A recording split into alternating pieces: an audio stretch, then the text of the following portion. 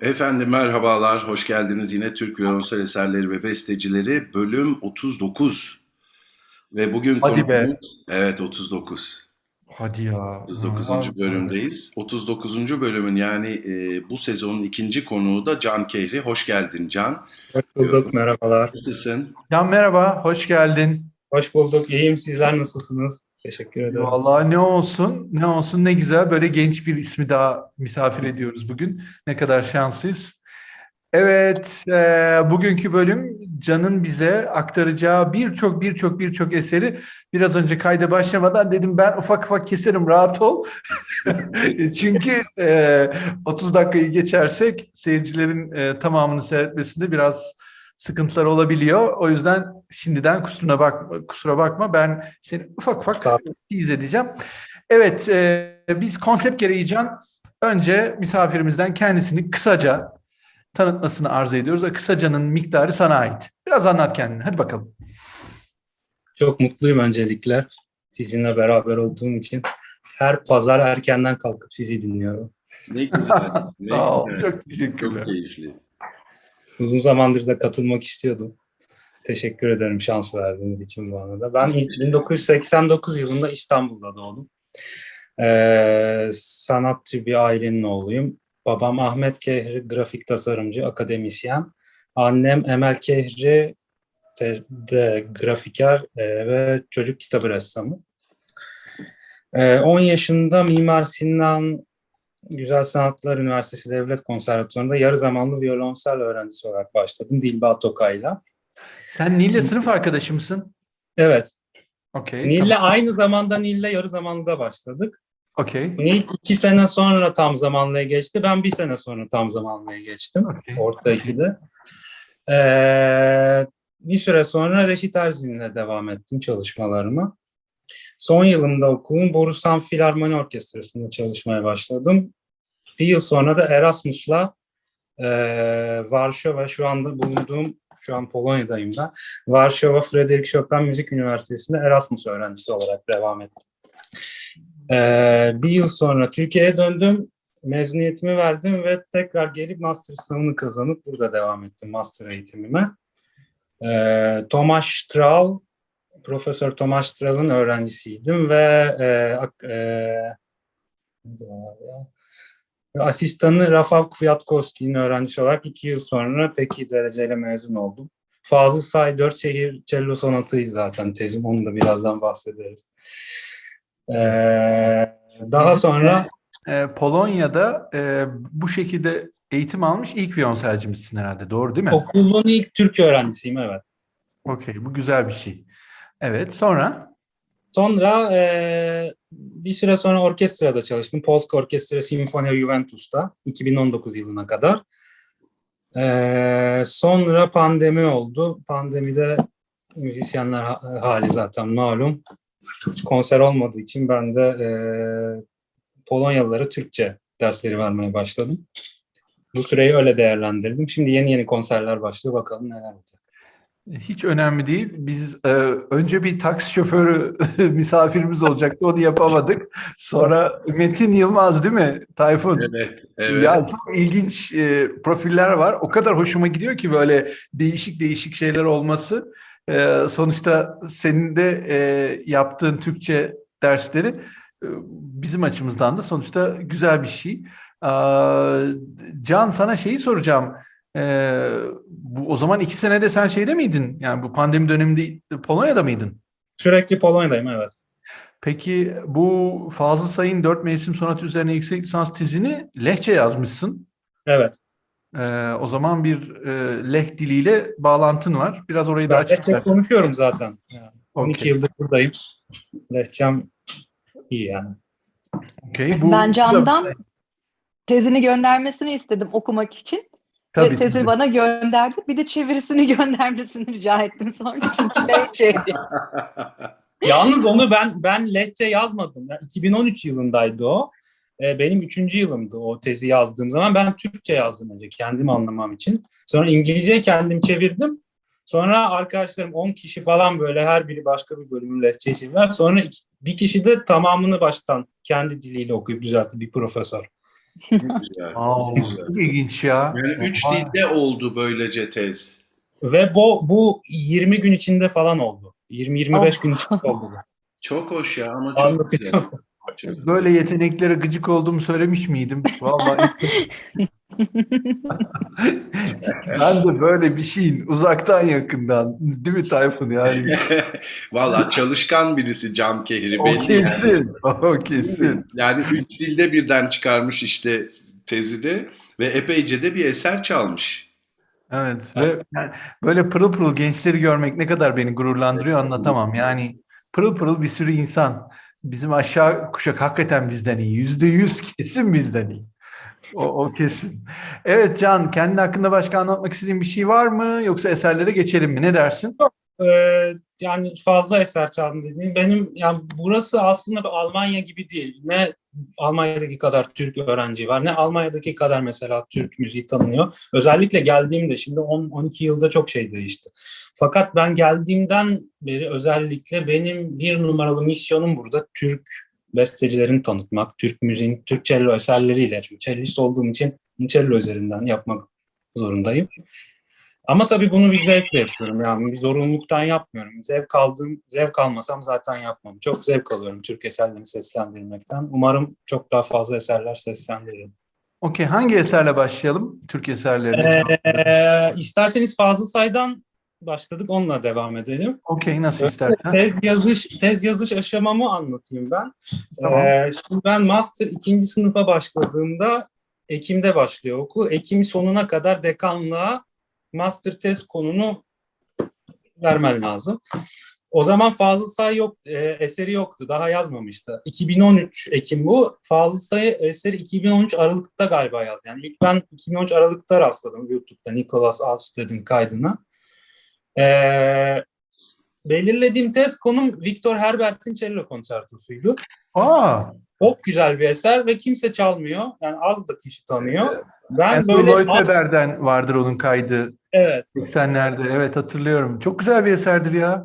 Ben az çalınan ama böyle ikinci planda kalmış ama Dvorak Eğer kalibresinde eserleri çok ilgileniyorum. Mesela Davidov konçertolar, ne bileyim Vieuxtemps konçertolar, Herbert. Herbert yazacağım dedim. Bir de Viyotam'a çok daha... az biliniyor deme lütfen. Orada Aslı gülmeye başladı. Niye? Ben yakinen tanıyorum. Önümüzdeki sene ben çalıyorum Viyotan Öyle mi? konçertoyu. Oo, harika. Bir mi iki mi? 2. İkisi Biri mi? de Ebu Bekir çalacak. Bu sene ikisini birden yapıyoruz. İşte Ekim ayında dekanlığa verdim ben Herbert çalacağım diye. Sonra Aralık'ta Fazıl Say'ın eserini öğrenince diploma sınavımı aldım. Yani ben bunu diploma sınavı çünkü bir saatlik yani tezin dışında bir de bir saatlik diploma sınavı var mezun olmak için. Diploma sınavını aldım. Ya Mart oldu, Nisan oldu, Mayıs oldu, bir türlü teze başlayamıyorum. Haziran'da vereceğim. Ya başlayamıyorum. Ön sözü yazamıyorum bir türlü. Ya çıldıracağım. Başlayamıyorum bir türlü. Sonra bir gün düşündüm. Ya ben niye Fazıl yazmıyorum dedim. Fazıl Sayın eserini. Ama Ekim'de verdik dilekçeyi, değişmiyor. Sonra benim hocam da, cello hocam da dekan. Aradım ya hocam böyle böyle, ya ben yapamayacağım bunu. Yani çok güzel kafamda fikirler var Türkiye ile ilgili. Bir türlü başlayamıyorum Herbert. Ben Fazıl Say'ı yazabilir miyim dedim. Tamam dedi yaz. Ben başladım araştırmaya falan. Bu da Mayıs'ın sonundaydı. Haziran'ın 20'sinde tezi verecektim. O Mayıs 28 falan. Tam da Gezi Park olaylarının olduğu zaman. Konsantre de olamıyorum. Sürekli Facebook'ta böyle dakikada böyle 50 şey geliyor falan böyle oradan. Neyse 3 dilde bunu yazdım. Türkçe, İngilizce ve Lehçe olarak. Son günlerde artık vakit yetişmedi. Böyle 3 sayfa bir arkadaşıma, 5 sayfa ya şunu çevirir misin falan diye gecede böyle. Ertesi gün bütün tekst Lehçe oldu fakat her birinin dili farklı. Şimdi herkesin grameri farklı falan. Yani bir şekilde onu öyle sunamam dekanlığa. Birinin de bunu düzeltmesi gerek. Sonra o ara böyle kantinin bir köşesine, o gün de kapalıydı kantin, interneti şey yapmak için kantinin bir köşesine böyle otururken böyle çözülmüş, büzülmüş şekilde şeyde Wi-Fi olsun diye oradan da altta perküsyon odasına iniyordu. Perküsyon profesörü gördü beni. Ya ne yapıyorsun sen dedi ya. Ya hocam dedim 2 gün sonra vermem lazım. Felaket durumdayım. Gel dedi odaya. Bakalım tezine. Adam 2 gün boyunca 12 saat toplam oturdu ve o tezi düzeltti. Yani akademik dilde bir sürü kelime ekledi. Güzel böyle daha entelektüel kelimeler falan. Neyse bitti. Verdim dekanlığa. 5 gün sonra diploma sınavım var. Eseri bilmiyorum. Yani tez yazmaktan daha esere başlayamadım. 5 günde sağ olsun profesörüm, piyanistim Agnieszka Kozło, çok severim kendisini. Lutosławski cello yarışmasının official, resmi piyanistidir. Onunla beraber 5 günde öğrendik. Sınav çok güzel geçti. Pek iyi dereceyle mezun oldum. Bütün hocalar bayıldı esere. Muhteşem bir eser. Evet, evet, kesinlikle muhteşem bir eser. Bunu 2 kere mi çaldın? Ben öyle görüyorum. Bunu ilk diploma resitalimde çaldım 2013'te. Bir de 2014'te okulda, yine aynı okulda sınıf konserinde çaldım büyük salonda. Onda şöyle oldu. O konserler kaydediliyor. Ses Teknisyenliği Fakültesi'nin öğrencileri bu tematik konserler her yılın bir günü işte cello ve kontrbas sınıfı konseri falan. Onları birkaç mikrofonla falan teknisyenlik öğrencileri yapıp hazırlayıp bir ay sonra teslim ediyorlar kütüphaneye. Aldım, dinledim. İzin aldım YouTube'a koymak için. YouTube'a koyduğumun ertesi günü Fazıl Say'ın Polonya resitali vardı. Yani tesadüf, hayatında hiç çalmamış Fazıl Say. Polonya'da ilk konseri olacak. Ve o gün de YouTube'a koymuşum. Serhan Bali buldu. Görmüş, onu paylaşmış. Fazıl Say'a yollamış. Fazıl Say paylaşmış. Bravo Can diye. Akşam da konseri var. Konserde harika çaldı. Sonra kulise gittim. Teşekkür ederim paylaştığınız için, o benim dedim. Aa dedi falan. İşte yarın otele gel dedi. Sana kahve ısmarlayayım. İşte tezimle gittim otele. 1 saat sohbet ettik. Çok güzeldi. Tezi verdim. Çok mutlu oldu. Fotoğraflarını çekti. Sonra havaalanına giderken dönerken Twitter'da paylaşmış. Harika, harika. Artık Türkçesini bekliyoruz tezin. Rica ediyorum. Eğer Ya mümkünse. söyleyeceğim. Fazıl Say basalım Can bunu dedi. Ya benim tanıdıklarım var yayın evi, basalım dedi. Fakat şöyle bir şey var. Şimdi ben o tezi Polonyalılar anlasın diye yazdım. Yani Polonyalılara yönelik yazdım. Yani Türkiye'de yazsaydım başından itibaren farklı yazardım. Yani Bizde bulunsun. Ne olursa olsun. Türkçe'ye çevirince o bambaşka bir şeye dönecek. Yani benim çok değiştirmem lazım teksti Türkçe'ye çevirmek için. Ona yani orijinalini bozmak istemedim. Yani o konu kaldı. Aslında yapılabilir ama tamam, onu bir yapacağım. Vallahi sana 10 gün süre, 10 gün içinde bekliyorum. Yok. Yok. Tamam. 2 günde tez yazan adam bunu 10 günde haydi yapar. Ama yani hayatımın en böyle intensif, en böyle zor o anları, zor Bak, günleri. bu sefer 10 günüm var, rahat ol. Geçen sefer 2 günüm varmış, bu sefer 10 günüm var, rahat ol. Uyku uyumadım, yemek yemedim, tez yazdım. Buna alışkınsın. Violonselci olunca insan bu tip işkencelere hazırlıklı oluyor. Evet. Çok doğru. Evet, hangi esere geçelim şimdi? Ne istiyorsunuz? Vallahi Özkan Manav duruyor. Ne dersin? 3 türkü. Özkan Manav. Özkan Manav. Çok severim Özkan Hoca'yı. Cello odası Mimar Sinan'da 15 numara. Kompozisyon odası yanı 16 numara. Ben koridor cellistiydim. Hep koridor. Sen onun bölümünü seyrettin mi, Özkan Hoca'nın bölümünü? Evet, seyrettim. Orada sağ olsun o kadar güzel bahsediyor ki eserden. Hani senin çalma tecrübeni merak ediyoruz burada asıl. Yan oda kompozisyon odası. Ben sürekli koridorda çalışıyorum violonsa. Bir gün yaşım 18 ya da 19. Bir gün beni gördü yine koridorda. Ya gelsene dedi odaya. Bir cello partim var. Bakar mısın şu pozisyonlara? Birkaç tane pozisyon var falan. İşte çok güzel geçti. Daha sonra yazdığı bütün eserleri, cello partilerini bana göstermeye başladı. İlk eser sanırım Laçin'di. Piyano triosunun violonsel partisinde birkaç şey göstermişti. Sonra Bahsetti. Evet, bahsetti. Ama videoda yok o. Galiba sonra var. Siz kapattıktan sonra galiba söylemişsiniz değil mi? Olabilir. Benden Kulis sohbetlerinde olabilir, evet. Evet, Ama evet. senden bahsetti, Can Bakar'dı hep diye. Bir kere de şey oldu.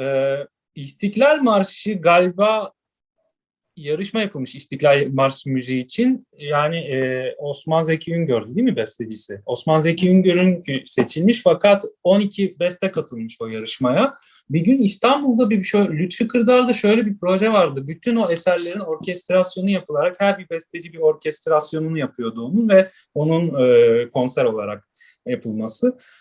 Özkan Hoca da bir tane versiyonunu orkestra yaptı. Hatta böyle inek çanları vardı falan. Çok enteresan bir versiyon. Onun violonsel partisi çok zordu. Onu şey yapmıştı. Onu söylemiş sonra. Daha sonra da 3 türküyü. Sonra da ben zaten Polonya'ya geldim ama çok bir kere şey olmuştu. Hiç unutmuyorum. Evdeyim. Özkan Hoca aradı. Can dedi işte violonseli eline al. Tamam hocam. Şimdi la telinde 7. pozisyonun ilerisinde pusu koyarsan do diyeze, re teline birinci parmak kol telefon böyle elimde duruyor olsa o zaman sol teline 3. parmakla fa diyezi çalabilir misin? Hayır hocam çalamam. Mi çalabilir misin? Mi olur. Böyle. Çok seviyorum Özkan Hoca'yı. Can Buradan çok Okan'la çalmışsınız bu konserde sanıyorum. Özkan evet. var. Can Okan'la yıllardır dostluğumuz var ama hiç konser vermemiştik. Hep Mimar Sinan'da, Can Okan'da ben de gecelere kadar 12'ye kadar çalışırdık hep. O piyano odasında 11 numarada, ben 15 numarada böyle 1'e kadar falan çalışırdık. Çıkın şey yoktu okulda o zaman. Hep Ee, böyle Can'a eser götürün, Can gel şunu çalalım falan. Böyle oturur deşifre yapardık. Böyle lisans 2-3 falan. Ama hiç konser vermiştik. Çok güzel oldu o. Bir gün konsolosluktan telefon aldım. 600. yılıydı. Polonya-Türkiye dostluk ilişkilerinin, diplomatik ilişkilerinin pardon. 2014 yılında çok büyük organizasyonlar oldu. Hem İstanbul'da hem Varşova'da ve Polonya genelinde. İşte artistler geldi buradan, Türk artist, Polonyalı artistler şeye gitti, Türkiye'ye gitti, solist olarak çaldılar. Değişik sanat organizasyonları, sadece müzik de değil. Bir gün Türkiye'deyken tam geleceğim Polonya'ya telefon geldi Büyükelçilikten. Böyle bir şey var. Sinfonia Varsovia teklif yaptı. Çalar mısın resital için festivallerinde? Sinfonia Varsovia da buranın Borusan'ı. Yani özel orkestra. Fakat çok çok iyi bir orkestra. Onun festivalleri var böyle. Oda müziği, orkestra festivalleri falan yapıyorlar. Bir tane bize gün ayırdılar dedi bu 600. yıl. Çalar mısın sen dedi. Tamam çalarım dedim. Piyanist kim olacak dedim. Onu bana bırak dedi sekreter hanım. Ben tanıyorum dedi. Tamam dedim. Bir baktım Can Okan'mış. Yıllardır çaldığım arkadaşım. Aynı konserde sanırım Saygun Sonat'ta çalmışsın. Evet, Saygun da çaldık. Hı hı. İlk yarı Türk eserleri çaldık. Saygun'la başladık. Manav'la ara oldu sonra. Sonra Polonya'da eserler çaldık. Stojowski Sonat'la Chopin Introduction Polonaise Brilliant çaldık. Leonard Rose edisyonu. Aynı konserde Saygun çalmışsın sonat. Evet. Başka bir yerde Evet. çaldın mı Saygun sonatı? İkisini de başka yerde çalmadım. Sadece o konserde seslendirdim. Okey. Saygun sonat için ne söylemek istersin? Ya açıkçası Saygun Sonat çok çalınmış. Daha önceki konuklar da hani Saygun Sonat hakkında bayağı anlattılar. Yani ekstra Saygun Sonat hakkında pek söyleyeceğim bir şey yok. Güzel bir eser. Okay. Saygun Partita için o zaman devam etsek olur mu? Saygun Partita'yı ilk Bulgaristan'da çalmıştık biz. Yarışmaya gitmiştik. 15 yaşındaydık o zaman. 2004 yılında. Emirhan Tunca, Nil Kocamangir ve ben üçümüz Saygun Parti'nin 5. bölümünü çalmıştık. Daha Hep 4 sonra çalınır. 5 mi çaldınız? İlginç. enteresan ya, ben de o zaman hiç bilmiyordum 4'ün çalındığını. O zaman küçük çocuktuk. Yani 5 ve 5'i öğrendik o zaman. Sonra işte bis parçası olarak daha sonra gelen soyslar hep 4-4 çalınca 4'müş asıl falan diye. Ama 5 çaldık evet. Sonra Mimar Sinan'daki mezuniyetimi 3-5 çalmıştım. Daha sonra ilk kez eserin tamamını Vuç'ta çaldım. Vuç'ta yine bu Vuç Lodz aslında. Lodz şehri Vuç diye okunuyor Lehçe'de. Çok enteresan bir dil. Bütün harfler değişik okunuyor. Herkes Lodz diyor Türkiye'de ama aslında Vuç diye okunuyor. Gemi Vuç. demek. Vuç evet. Uç'ta bir Türk günü oldu. 2014 yılında yine bu 600. yıl kapsamında. Benden yarım saatlik bir solo Türk eserleri resitali istediler. Yani bir Erçel Karadeniz vardı. Başka da bir şey yoktu repertuarının. Saygun orada öğrendim bütün bölümlerini. Başta ninni çaldım Selman adı ama eşliksiz. O işte bir dakika da olsun diye biraz. Onun konserin kaydı YouTube'da var. Fakat akustiği çok kötüydü o salonun. Yani konferans salonu aslında. Konser salonu değil o. Yeni yapılmış çok güzel bir salondu ama yani çok kötüydü akustiği. Çok zorlandım o konserde açıkçası. Bir de tam Ninni'yi bitirdim. Saygun'a başlayacağım. Işıkçı arkadaş gözüme iğrenç bir disco yeşili verdi. Tam Saygun'a başlayacağım. İsterseniz izleyebilirsiniz YouTube'da. Ne yapacağımı şaşırdım bir anda. Ne oluyor ya? Söylesem mi? Yok dedim. Söylemeyeyim. Tecrübe olsun. Bitirdim. Güzel bir konser oldu o ya. Onda tamamını çalmışsın, sonra başka performansı oldu. Başka yine 3. 4. bölümünü çaldım. Başka bir iki konserde daha. Bir konserde çaldım onu. Evet. Başka bir yine Büyükelçiliğin bir organizasyonunda çalmıştım. 2010. Ben size listeyi vermiştim. Elinizde var değil mi? Var, ben görüyorum da hani senin ağzından duymak daha Tamam. doğru. Takdir edersin ki o listeyi liste olarak şimdi buraya koyamayız. Tabii. Konuşan kişinin ifadesi her zaman çok daha kalıcı oluyor. Çünkü için hani unutabilirim, hani bana hatırlatabilirsiniz. Yok, bir sıkıntı yok, bir sıkıntı yok. Ben dediğim gibi toparlayacağım. Ama anladığım kadarıyla partitayı böyle küçük küçük bir sürü bir yerde çalmışsın. Evet, bir kere çaldım tamamını. Bir şey söylemek isterim Saygun hakkında. Ya Saygun'u çalmak için biraz olgunlaşmak lazım. Yani ilk kez 25 yaşındayken oturdum bir hafta 10 gün oturdum onu çalışmıştım. Ya adamın müziğiyle, notalarıyla ne demek istediğini o zaman anladım. Yani biz mesela 16-17 yaşındayken hatırlıyorum, lise 3'teydim. Saygun 2. senfoni çalmıştık orkestrada. Yani 16 yaşında biri için yani şimdi biraz işkence gibiydi yani.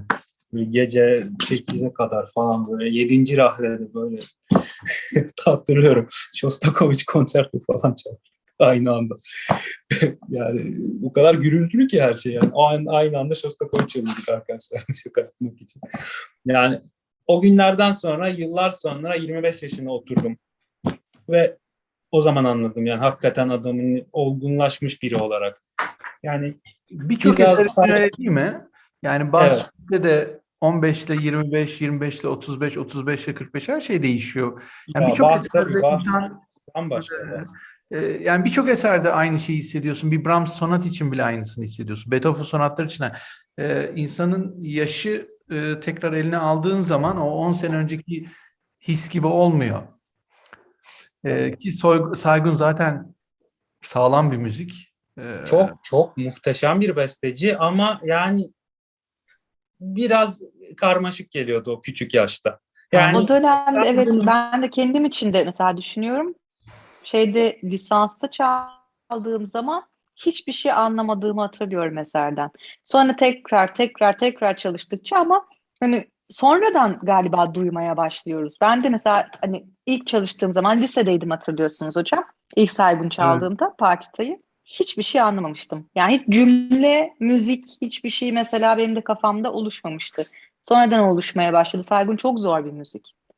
Evet, evet. O bazı yüzden bestecilere girmek için yani biraz olgunlaşmak gerektiğini düşünüyorum. Yani çocukluktan onu harcamayın. Mesela ben Schumann hiç çalmadım hayatımda. Hep daha da olgunlaşmaya gerek. Hiç dokunmadım Schumann konsertine.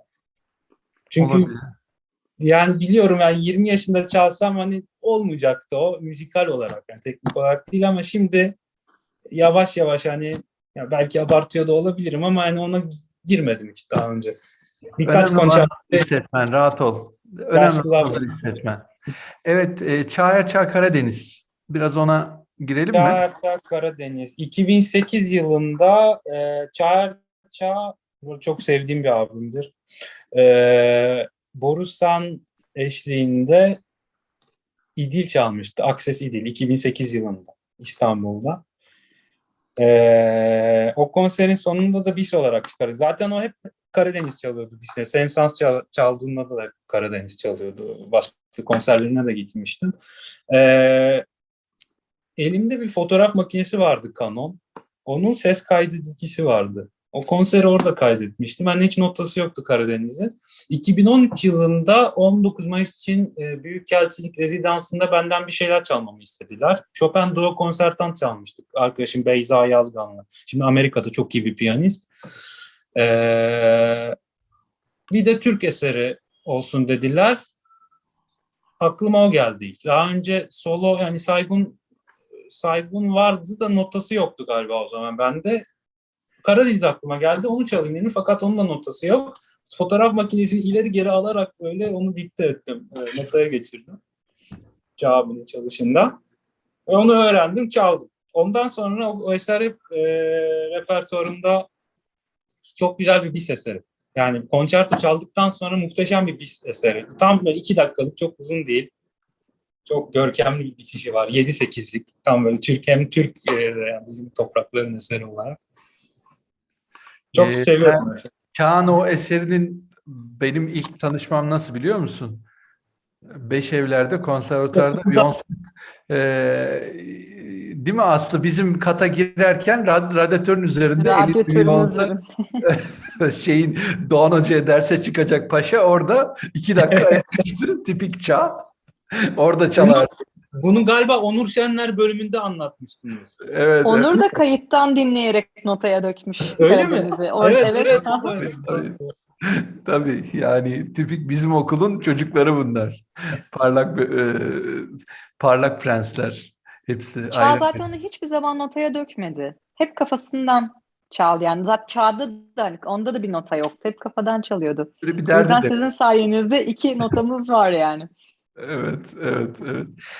Bunu başka birkaç yerde daha çalmışsın gördüğüm kadarıyla. O beğenmediğin, ne dedim biraz önce, bizim Lodz dediğimiz şehrin adına? Uç. Vuç şehrinde de çalmışsın anladığım kadarıyla. Evet, onun var YouTube'da kaydı.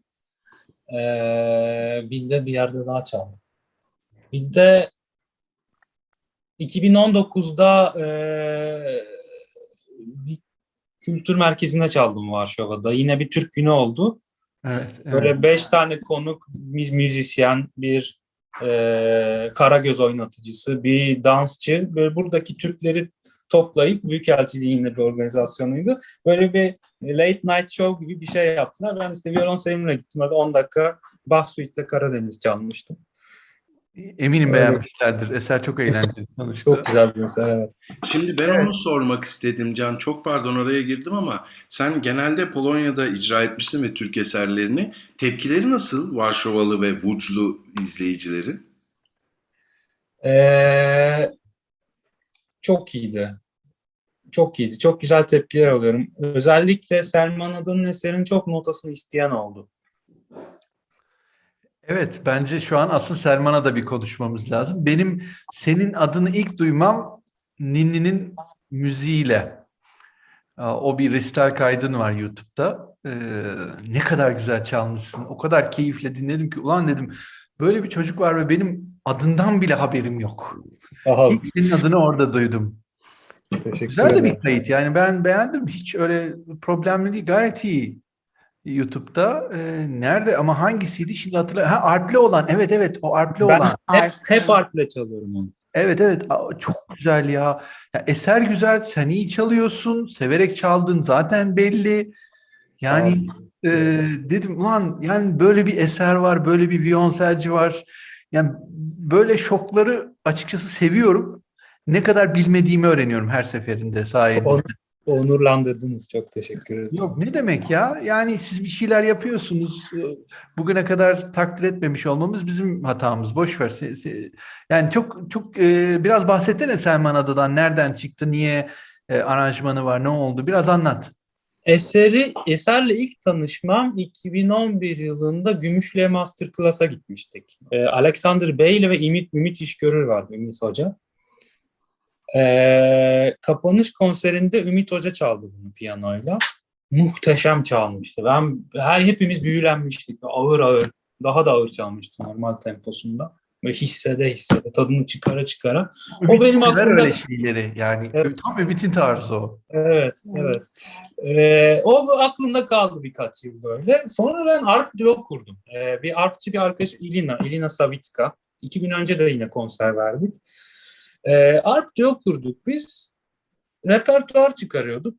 Sonra aklıma geldi. Böyle bir eser var, çalalım mı? Tuttu. Çok güzel oldu. Fakat çok zorlandı yine 5-8'liği başta. Yani Avrupalı kafası girmiyor. 6-8'lik çalmak istiyor sürekli. Dat dat dat dat dat dat dat dat. Artık onu da hatırlıyorum. Biraz zorlandı ama çok güzel oldu sonra. Her konserimizde, her resitalimizde onu mutlaka seslendiriyoruz. O eserle ilgili üzücü bir şey var.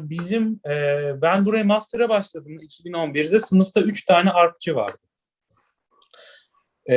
3 arpçı Polonyalı arkadaşım. Mezuniyetimize doğru o arpçılardan bir tanesini ne yazık ki kaybettik. Kız takviye olarak başka bir şehrin orkestrasına gidiyor. Ve konserden önceki akşam ne yazık ki öldürülüyor. Kız böyle bir, yani Polonya öyle bir şok haberle. O 2013 Mart. Hem de 8 Mart Kadınlar Günü'nde. Olacak şey değil. Tabii annesi perişan oldu falan. Hepimiz yani şoka girdik. Ne yapacağımızı şaşırdık. Requiem çalmıştık hatta. Chopin'in Kalbi Kilisesi var Varşova'da. Önemli bir kilise. 3 Haç Kilisesi. Orada Requiem çalmıştık toplanıp. Mozart Requiem. Sonra ertesi yıl Victoria kızın adı. Victoria Jankowska. Victoria'nın adını yaşatmak için annesi ve 2 arkadaşıyla beraber bir vakıf kurdular Victoria'nın adına ve bu vakıf konserler düzenliyor. Özellikle 8 Mart'ta yıl dönümünde ve Victoria'nın isim yıl dönümünde 1 Temmuz'da. Benim Ilina ile kurduğum diyor da bu olaydan önceydi. Biz bu vakfın konserlerinde çalmaya başladık Ilina ile hep konuk olarak. İlk çaldığımızda bu vakfın ilk konseriydi. Bis olarak çalmıştık. Çok beğenildi, çok hoşuna gitti seyircilerin. Ondan sonra programımızı aldık, hep bunu çalmaya başladık. Yani bu eser benim için biraz da böyle üzücü bir olayla bağdaşıyor kafamda. Yani çok mutlu, yani hep onu düşünüyorum. Ama en azından işte her çaldığında onu onore etmiş oluyorsun. Boş ver. Evet. Güzel bir düşünce tarzı. Bizim rahmetli Erdim Sertoğlu vardır. Benim sınıf arkadaşımdı rahmetli. 91'de o da Ayvalık'ta çok vahşice katledildi.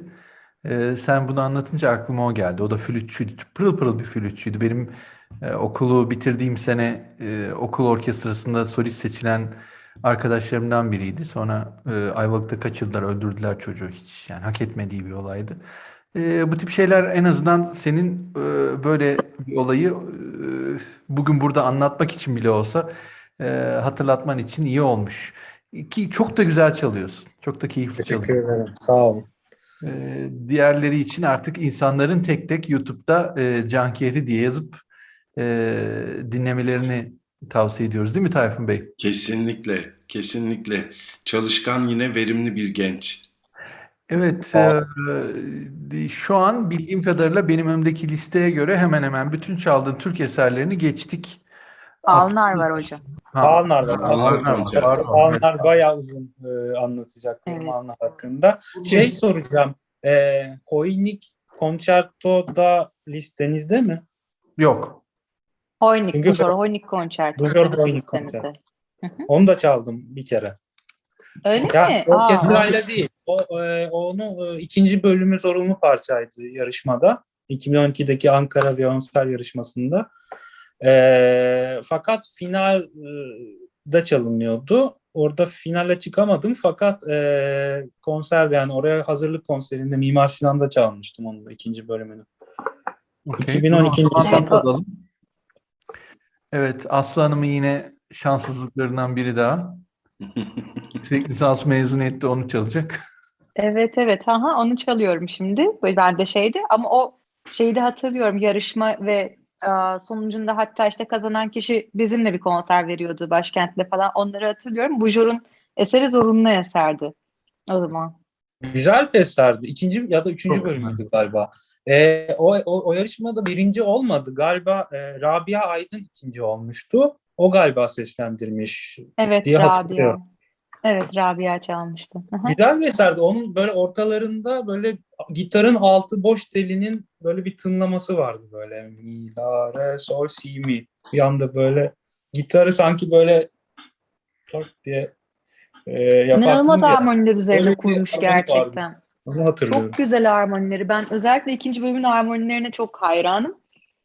Çok Haziran'da beğeniyorum yani göreceğiz konusunu. Aslı Hanım. Umuyorum hocam. Haziran'da göreceğiz. Evet, anlara geçiyoruz. Buyurunuz. Anlara geçelim. Alnar'la ilk tanışmam 2004 yılında Eskişehir Büyükşehir Belediyesi Senfoni Orkestrası'nın internette yıllık programını karıştırırken bütün geçmiş konserleri programına çektikleri 2 dakikalık videoları koymuşlar. Gülgün Sarı Sözen çalmış. Evet. Son bölümün son 2 dakikası. Fagot solodan sonra bitirene kadar ki 2 dakikayı ben böyle dinledim. Nasıl bir eser bu diye. Yani inanılmaz güzel bir eser. Bunu çalmalıyım. Kafama koydum ve 15 yıl sonra hayalimi gerçekleştirdim. O yüzden çok mutluyum. Şöyle oldu o. Ben Juventus Orkestrası'na çalarken bir gün bir turneye gidiyorduk ve ben otobüse en son geldim. Bütün arkalar dolmuş. Önde bir tane boş yer var violonselle. Önde de menajerler oturuyor. İşte biliyorsunuz orkestralar turneye giderken hep en haylazlar arkada oturur, içki içerler. Öne geldikçe şey olur ya böyle sakinleşir böyle otobüs. En önde menajerlerle oturuyorduk. İşte sohbet etmeye başladık. İşte bu yılki konserlerden bahsediyorduk falan. İşte hatta Albrecht Meyer'le çalacaktık. Berlin Filarmoni Oboacısı sonra iptal oldu. Sonra niye oldu falan. Bunları falan konuşurken bir anda ya bir Türk konseri de yapalım mı gelecek sezonda dediler. Ya tabii dedim. Türk bestecileri hani var mı sizin bestecileriniz? Hani ya tabii ki var dedim. İşte Polonya'da tanınmıyor bunlar. Yani Almanya'da yeni belki. Hani de Polonya tamamen yani bu konuya uzak. Dediğim Can, gibi benim burada de bir şey söylemem lazım. Bunu ilk bölümde mi söylemiştim Tayfun? Olabilir. Belki hatırlarsınız. Bizim Türk beşikleri denilen bestecilerimiz ki hepsi bizim büyüklerimiz. Aralarında bazıları daha hak ettikleri itibara yakın, bazıları daha uzak kalmış. Benim gözümde Cemal Reşitre ile Alnar o hak ettiklerinden daha uzak kalan iki besteci. Genel olarak bizim camianın nispeten uzak tuttuğu insanlar olmuş. Sebeplerini herkes farklı açıklar ama hani diğer üçü veya diğer o ilk dönem Cumhuriyet dönemi bestecileri daha güzel dinlenmiş, itibar görmüş, ciddiye alınmış. Diğerlerinde biraz ben haksızlığa uğradıklarını düşünüyorum. Hem Hasan Ferit Alner'in kesinlikle. hem Cemal Reşit Rey'in yani ikisi de diğerlerinden aşağı kalır benim gözümde hiçbir yeri yok. Hepsi olağanüstü insanlar ama farklı sebeplerle o itibarı görememişler. Ki en komik tarafı da hem Alner hem Rey ikisi de çok iyi bir çalgıcı. Yani biri kanuncu, bir tanesi piyanist olarak. İkisi de Evet. olağanüstü icracılar. Diğerleri o kadar değil.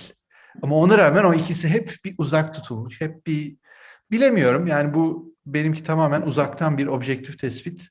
Hak etmiştir, etmemiştir. O artık tarih yargılayacak onu ama hep o ikisi biraz sen şu kenarda dur denmiş insanlar. Alnar'ın asıl şanssızlığı bence o. Konunun Viyonsel konuşmasıyla alakası yok. %100 katılıyorum ve özellikle Alnar'a karşı bir ne borcu denir? Gönül borcu mu? Ne Vefa. borcu?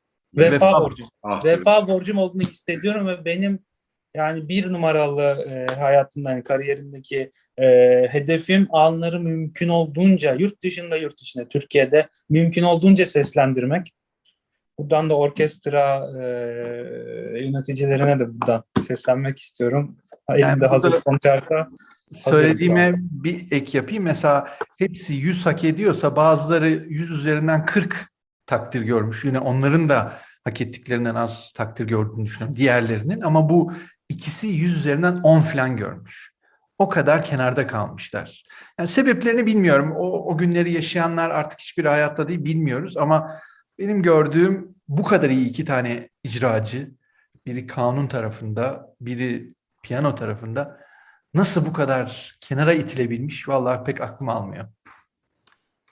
%100 katılıyorum söylediğinize. Bu konserde de 2 Türk bestecisi çalındı. Ben hani Alnar ve Cemal Reşit Rey olarak bunu az çalındıkları için istedim ve geleceğim biraz ama otobüste konuşurken işte Türk bestecileriniz var mı falan. Tabii ki de var. İşte bir konser yapalım mı? Yapalım ama nasıl yapacağız? Şey lazım, finansman lazım.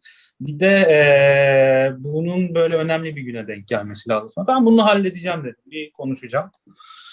E, Büyükelçimizi açtım. Tunç Üydür. Şimdi emekli oldu. Eski Varşova Büyükelçimiz. Ona da çok teşekkür ediyorum. Bütün hem maddi hem manevi bütün desteğinden bu konsere dolayı. Çünkü o olmasa gerçekten olmazdı bu konser. Harika dedi bir proje. Bunu yapalım. 19 Mayıs'ın 100. yıl dönümü olarak 16 Mayıs 2019'da bu konseri Varşova Frederic Chopin Müzik Akademisi'nin büyük salonunda yaptık. Çok güzel bir organizasyon oldu. Organizasyon bir yılımı aldı. Yani o kadar zordu ki ayırmak. Salonu halletmek, eserin notaları İlhami Bey'den işte skanlar falan, telif hakları, işte hem nota telifi hem buradaki ZAIX diye bir kurum var. Buranın MESAM'ı. MESAM'dan işte şeyler, telifler, ne bileyim orkestranın yönetimiyle konuşmalar. Yani solistim vestiyer'in kirasını halletmek için okula gittiğimi bilirim yani. O kadar. Yani çok zor. Mesela 45 dakika uzatmak için genel provayı 2 ayımı falan aldı. Çünkü bütün şimdi üniversite dekanlıkları var işte mesela piyano fakültesi, orkestra enstrümanları fakültesi, vokal fakültesi, işte ses teknisyenliği fakültesi. Şimdi büyük salonda o da Mayıs'tı. Tam sınav zamanlarına da yakın. Herkesin bir şey var her saatte. Şimdi oradan 45 dakika rica etmek için hepsine git ikna et, bütün fakülte dekanlıklara dilekçe yazmak 2 ayımı aldı 45 dakika şey yapmak için. Yani Türkiye'de olsa 2 dakikanı alır belki de yani çok pratik bir ülkeyiz aslında biz Türkiye. Burası hiç öyle pratik bir ülke değil. Yani çok zorlanıyorum burada açıkçası yani özlüyorum Türkiye'nin o özelliğini. Yani Yine inanılmaz solistliğe gelene burada. kadar bir sürü şey yapmışsın yani burada da. Yine Vallahi çalana kadar. Can, ben şu anlattıklarından şunu görüyorum. Çok sevdiğim bir laf vardır. Kaptana yolda ne fırtınalarla karşılaştığı değil, limana gemiyi sokup Bana sokmaması vardı. olurmuş. Sen bir Evet. şekilde kaptanlığını yapıyorsun demek. Sonuçta şu an biz yapılmış bir konseri konuşuyoruz. Yapılamamış bir konserin niye yapılamadığını konuşmuyoruz. Helal olsun sana. Evet, evet. Konser çok güzel tepkiler aldı. Cemal Reşit Türkiye çalındı ilk üvertür olarak. 3, 7 ve 10. bölümler. Yine Can Okan yönetti bu sefer o konseri. Varsova'da piyanist olarak gelmişti. Onun şef olarak geldi. Orkestra çok sevdi Can'ı. Bayağı güzel tepkiler aldım. Yani iyi ki getirdim falan. O zaman ben orkestrada tut değilim hala. Ya aslında pek olacak bir şey değil Tutti elemanın solist olarak çalması. Yani nasıl oldu ben de yani çok çok güzel denk geldi o. Ne diyecektim ya? Yazdım biraz da buraya. 19 Mayıs dedim. Evet, Cemal işte Türkiye, sonra Alnar Violonsel Konçertosu ve bu eserin Türkiye dışındaki ilk seslendirilişi oldu. Ne Hiç güzel. çalınmamış. Hiç çalınmamış Türkiye dışında. Aradan sonra da Tchaikovsky 3. Senfoni Polish. Böyle bir konser yaptık. Benim gördüğüm bir analiz yapacağım. Tayfun, katılır mısın bilmiyorum. Bugüne kadar yaptığımız röportajlarda Almanya'da çalan çok aile mensubumuz diyorum ben artık. Violonsel ailemizin mensubuna rastladık. Amerika'da aile mensuplarımız var farklı şehirlerde. Ama mesela işte Polonya'da tek sen varsın Can. Ben hiç Polonya diye bir şey duymadım. O anlamda Türkiye'deki violonsel ailesini temsil eden tek kişisin. Sağ ol. Krakow'da Melis Şengüler var. Yaşar'da Serdar Mamaç'ın öğrencisi. O da yıllardır burada. Ben onları bilmiyorum o zaman. Benim haberim yok. O zaman öğreneceğiz. O zaman bu bizim eksiğimiz. Eğer onlar da Türk eseri çalmışsa onlarla da röportaj yapacağız. Türk eseri çalmadılarsa o röportajı yapmayacağız. Öyle bir kuralımız var. İsterseniz anlarla ilgili birkaç şey daha söylemek isterim. Tabii lütfen, lütfen. Müzik olarak, yani müzik analizi olarak Hı-hı. besteci, ama bence bu cello konçertosunda şeflik karakteri de öne çıkmış. Çok belli şef olarak yönettiği konserler, senfoniler ya da violonsel konçertoları yani biraz beslenmiş, esinlenmiş bazı pasajlardan. Onları anlatmak isterim. Tabii ki. Mesela girişi eserin iki tane çok güçlü akor. Re minör diyeceğim ama re değil. Re, mi, la. Yani re, fa, la değil, re, mi, la. Makamsal çünkü. Re, mi, la seslerinde iki tane yumruk. Yumrukla başlıyor, sonra violonsel giriyor. Tamamen şeyle aynı karakter. Eroica senfonisiyle aynı. Üçüncü senfoni mi bemol majör. Mi, sonra mi, sol, mi, si. Aynı karakter. Tam Eroica gibi başlamış. Tema, violonselin sunduğu tema Refik Fersa'nın Hicaz Peşrevi'ne çok benziyor. Zaten onlar da Alaturka geçmişe olan bir.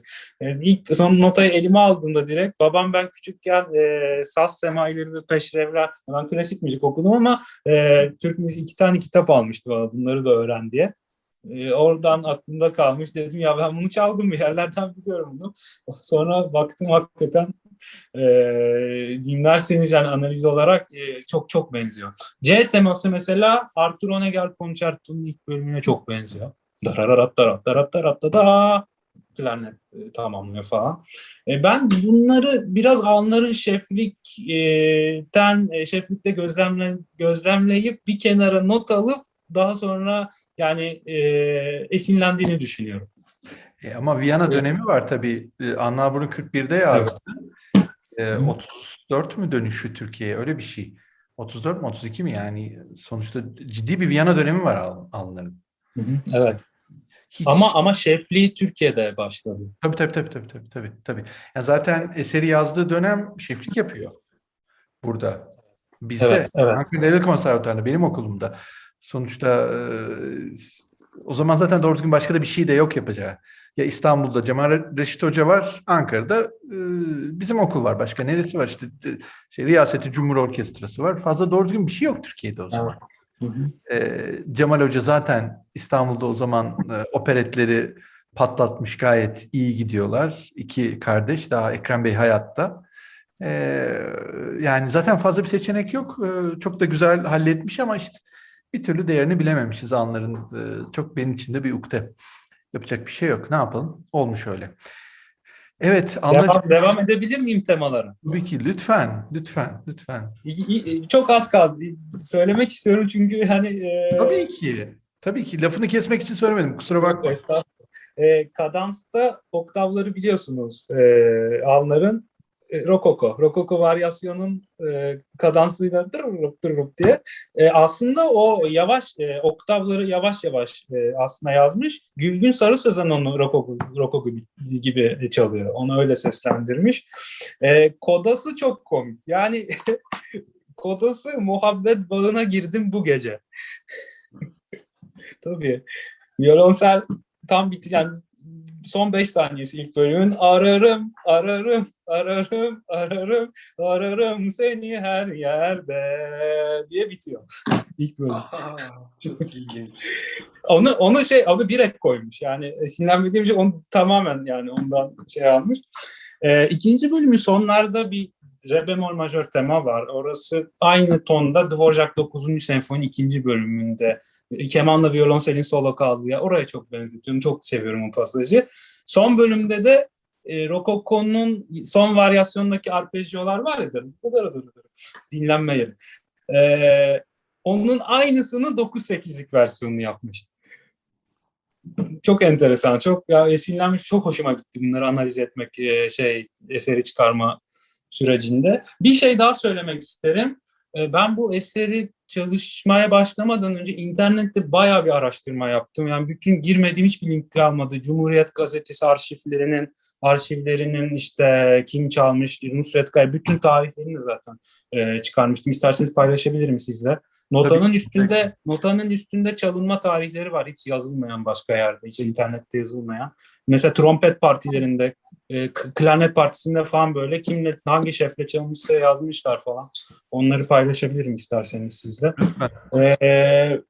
İngilizce olarak yazdığımda Alnar Cello Concerto diye Türkçe'de çıkmadı ama İngilizce yazdığımda Alnar birinci bölüm hakkında yazılmış bir master tezi çıktı.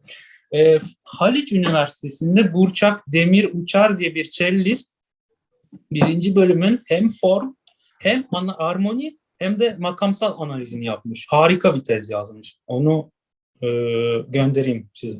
Lütfen, lütfen. Keşke 2 ve 3 de olsaydı, sadece bir değil. Harika bir tez yazmış. Yani bilmiyorum, hani gördünüz mü siz de? No, hayır haberim yok. Var mı Aslı, sen haberin benim de Hayır. yok. Yo, şu an duyuyorum hatta TED İstanbul Koleji'nde violonsel öğretmeniymiş. Bahsettiğiniz kişi. Şu an bakıyorum ben de. Hiç haberim yoktu. Ya işte bu serinin en güzel tarafı, böyle her bölümde bir yeni Ne bilgi. sürprizle karşılaşıyoruz. Ne güzel ya. Oo, bugün de güzel Aynen. geçti. Evet. Evet, var mı başka anlatacağın? Ee, Ben birkaç araya not- girebilir miyim? Çok Evet, onu pardon. söyleyeceğim. Bugün Can bana hiç bilmediğim bir besteci ismi daha söyledi. Hadi ya. Violonsel eseri vardı. Ben ondan sonra notlarıma baktım, birkaç tane daha söyleyeceğim. Yani Evet. eğer yani bir not aldım buraya. Önce Tarcan'ı söyleyeyim mi? Onu biliyorsunuz. Tarcan. Ya, Bülent- istersen sen yine. Bülent Tarcan'ın Schumann violonsel konçertosu için yazdığı kadans var. Ve bunun notası Reşit Hoca'dır. Reşit Erzin'di. Reşit Erzin'in, tabii onunla bölüm çektiğinizde o daha ayrıntılı anlatır. Ben çok sadece başlık olarak geçeyim ama Reşit Erzin'in 6 etüdü var. Farklı teknik problemleri halletmek için. Ve onun non-stop vibrato etüdü olan 1,5 dakikalık çok güzel lirik kantilen bir parça. Largo Cantabile ismiyle hem 4 cello versiyonu var hem de galiba cello piyano versiyonu var. Bunu ona sorun. Çok güzel bir eser, hiç çalınmıyor. Yani ben Hocaya aslında gidince, mutlaka uzun bir süre geçireceğiz, ben öyle anlıyorum. ben o Hacı bir bölümü cevher gerçekten, evet. o bölüm 12 saat sürer, ben size söyleyeyim. Bence kayıt dışı kısım 12 saat sürer. Hepsini bitiremeyiz, o kadar mümkün. Devam edebilir miyim? Lütfen. Sarper Özsan Kırıntılar. Bunu biliyor muydunuz? Yani Sarper- ismini bilmiyordum. Ben parça olduğunu biliyordum fakat ismini bilmiyordum. Hı hı. Sarper Özsan Küçük cello için küçük parça diye geçiyordu bende. öyle mi? Sarper Hı hı. Özsan violonselci Botan Özsan'ın babası. Biz bu Hı hı. Bulgaristan'a gittiğimizde 2004'te Saygun 5. bölüm çaldığımızda Dorukan Doruk ve Botan Özsan da onlar 2 sınıf küçüktü bizden. Onlar 91'li, biz 89'luyuz üçümüz. Emirhan, Nil, ben. 5'imiz gitmiştik yarışmaya. Sarper Hoca Dorukan ve Botan için yeni eser yazdı 2004 yılında. Kırıntılar diye. Daha sonra Kırıntılar 2'yi de yazdı. Çok güzel bir eser. Çok güzel disonansları vardı, hatırlamıyorum. 3-4 dakikalık bir eserdi. Onu söylemek isterim. Biz küçükken şimdi bir saniye. Biz küçükken yüksek master ya. Büyük ablalarımızdan bir tanesi Nihan Demirkapı, violonselci. Fakat bestecilik de yapıyordu. Besteleri de vardı. Onun Rockstime diye çok güzel bir eseri var 4 cello için. Onu çalmışlardı 12 cello olarak konservatuar bayramında. Ben o zaman çok küçüktüm. Büyük abilerimiz, ablalarımız çalmışlardı. Onu söylemek isterim. Orçun Selin yazdığı Notre Dame de Sion Orkestrası'nın şefi 2 tane yazdığı cello sonatı var. Cello ve piyano sonatı için. Hadi ya. Bunları biliyor musunuz? Bunu Çağlayan Çetin çaldı. 2. sonatı. Resital'de 2009 yılında. Çok güzel bir. Orçun tango çalar. Çok iyi böyle tangolar vardı. Böyle tango fragmanları vardı eserde. Ama notası yok. Notası yok, kaydı da yok. Çünkü Orçun'un bilgisayarı bozulmuş. Notalar gitmiş. Ben geçen sordum. Hep böyle. Eski eserler yani. Kayıt da mı yok? kaydı istedim, yok. Kaydı yokmuş ama notaların bir kısmı bende var. Messenger'dan atmıştı bana o zaman 10 yıl önce falan. Ama bir kısmı da bilgisayarında kalmış. Onlar gitmiş falan. Bozulmuş bilgisayarı falan. Şeyi söyleyeceğim. İki tane daha var. Erhan Tanman Improvisations. 2011'de yazdı. Solo violonsel için. Var bizde galiba. Var mı?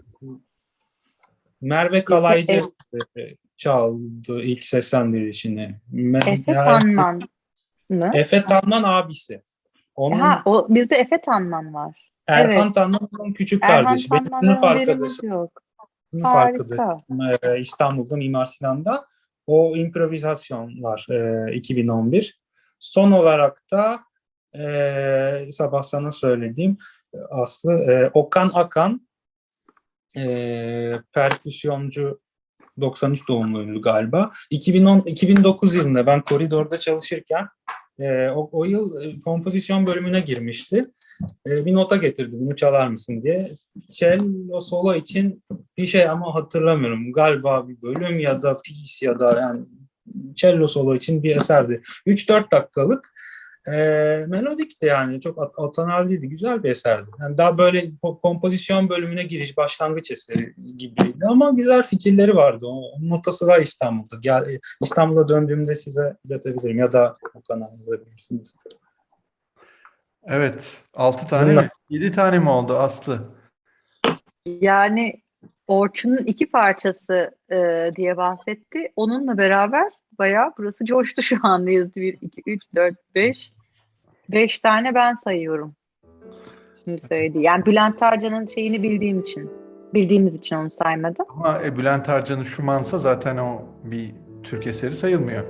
Evet yani onu hesaba katmadan yaptım. O yüzden 5 eser Evet. yani Can Ben bize çok yeni- hevesliyim zaten yeni eseri biliyorsun. Evet söyledim Can'a. Tayfun ne diyorsun son söz olarak? Son söz olarak 2 çıkarımım var. Bir turne otobüsünde önlere oturun ki konser şansınız olsun diyorum. Can Keri'den bunu öğrendik. Menajerlerle konuşabilirsin. Ferit Anlar ve Cemal İştre için de şu sözümüzü hatırlatıyorum. Ağaca balta vurmuşlar, sapı bendendir demiş. Ama Can Kehri bize hem yeni eserler hem de Polonya'daki o şekle çalışmasıyla yine ışık ve enerji verdi. Çok çok teşekkürler. İzleyenlere yine hatırlatmamızı yapalım. Lütfen beğeniyorlarsa beğensinler, beğenmiyorlarsa beğenmediklerini söylesinler. Ne düşünüyorlarsa düşüncelerini paylaşsınlar ama kanala abone olsunlar ve o uyarıyı açsınlar. Herkese çok teşekkürler. Şimdilik bu kadar diyelim.